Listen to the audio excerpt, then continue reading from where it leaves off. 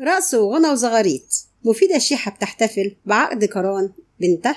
احتفلت الإعلامية مفيدة شيحة بعقد قران بنتها منة الله عماد على عريسها أحمد محمد بحر، والمقام داخل مسجد محمد علي بالقلعة، ورقصت مع بنتها احتفالا بالمناسبة دي. وحرصت عدد من الإعلاميات على الحضور وتهنئة العروسين مريم أمين، رولا خرصة، بوسي شلبي، لمياء فهمي، عبد الحميد، دعاء صلاح، سهير شلبي. وكانت المذيعة والإعلامية مفيدة شيحة حرصت على الاحتفال مع بنتها قبل انطلاق عقد القران، وشاركت بفيديو على حسابها على الانستجرام وهي بترقص مع بنتها وخطيبها، وأخرى وهي بترقص بمفردها، وعبرت عن فرحتها الشديدة بالمناسبة دي، وعلقت على الفيديو وقالت: النهاردة فرحة عمري، وسط تفاعل كبير من الجمهور ونجوم الوسط الفني والإعلامي. والجدير بالذكر إن مفيدة شيحة من أشهر الإعلاميات المصريات، شاركت في تقديم العديد من البرامج التلفزيونية والإذاعية الناجحة، وتخصصت في برامج المنوعات، ومن أبرزها سكوت هنغني على قناة النيل الأخبار، ودقيقة مفيدة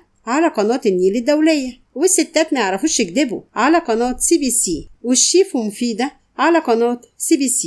وشاركت الإعلامية مفيدة شيحة في التمثيل من خلال مسلسلين، الأول كان بعنوان آن الأوان وده كان عرضه سنة 2006، والمسلسل الثاني بعنوان قواعد الطلاق ال45 وده كان عرضه سنة 2021، وقدمت من خلاله شخصيتها الحقيقية كمذيعة. فيديو النهاردة خلص، إلى اللقاء في فيديو جديد وخبر جديد.